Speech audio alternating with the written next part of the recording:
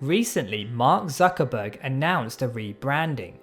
Facebook will now be known as Meta.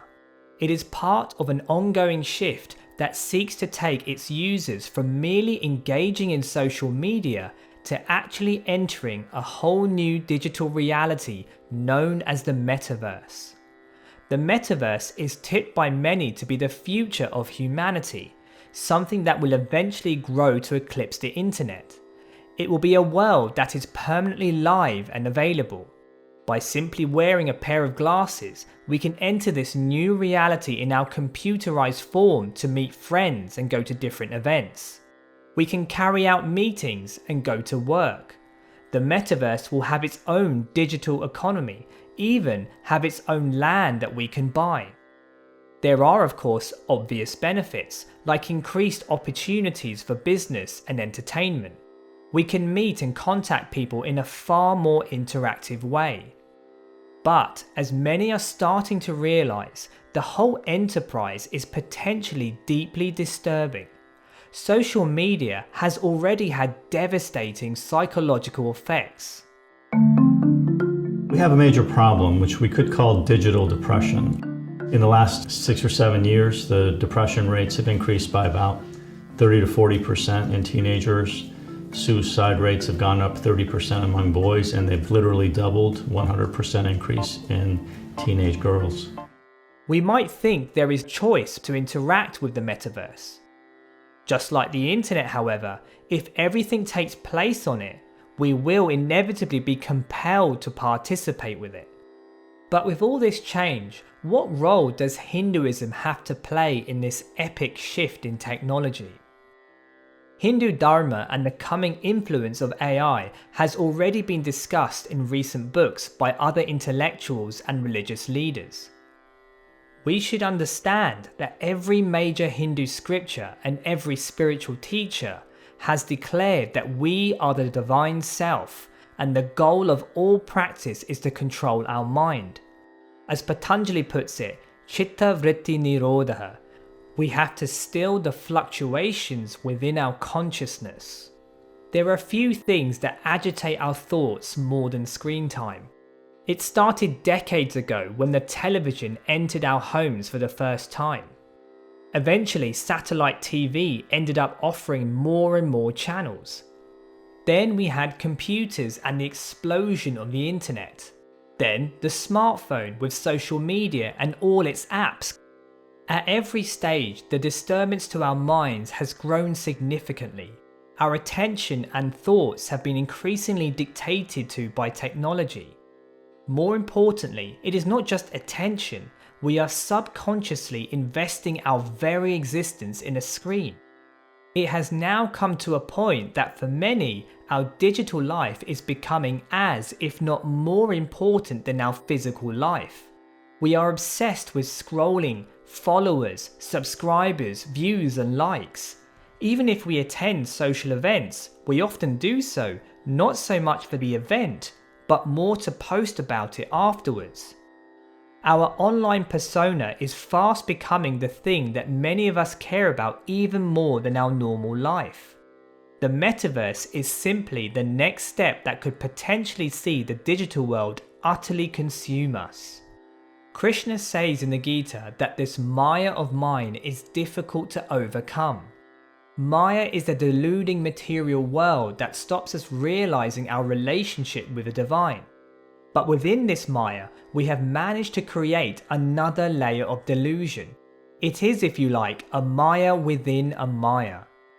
The Metaverse is a digital reality that will potentially make our physical reality a firm second place. For many, our bodies will simply be a means to hold our mind so that it can be injected into a computerized world.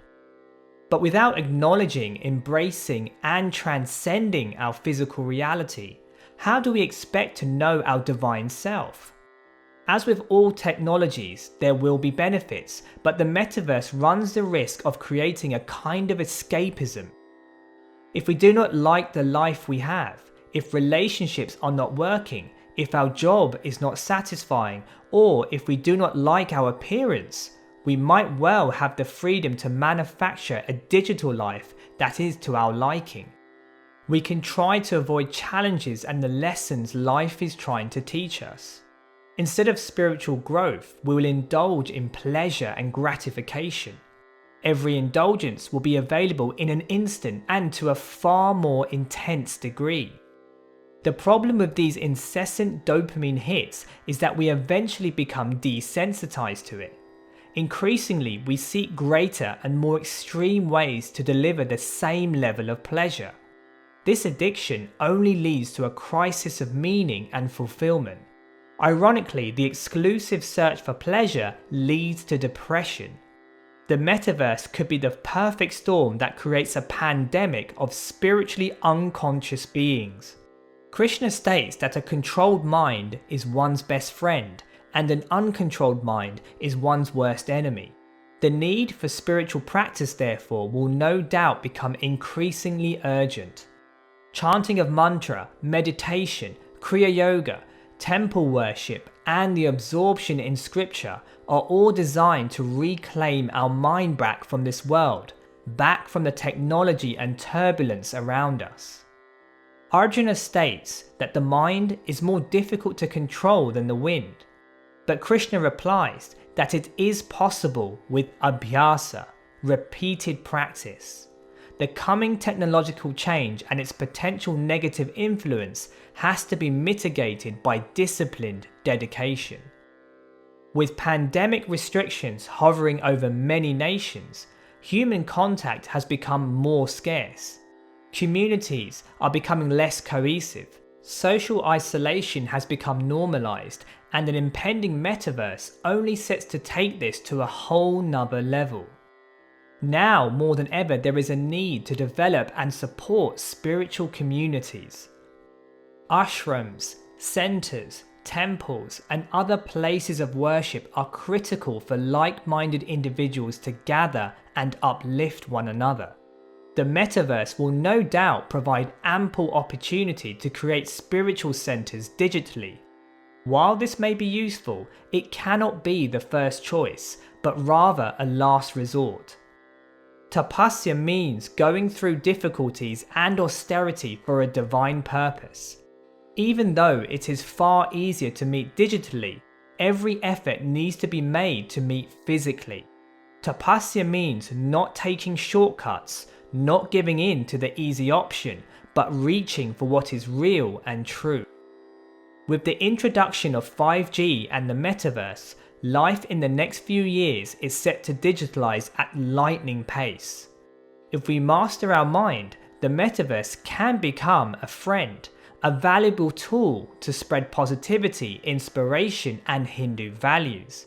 The goal is to be a karma yogi, someone who can use this new technology but in a detached way, interacting with it to serve and uplift others.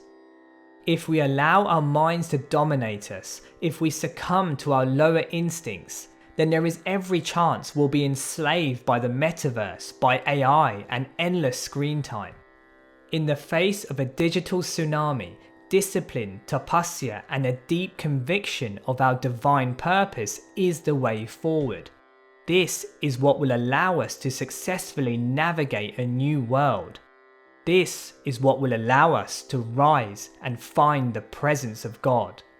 Many thanks for listening.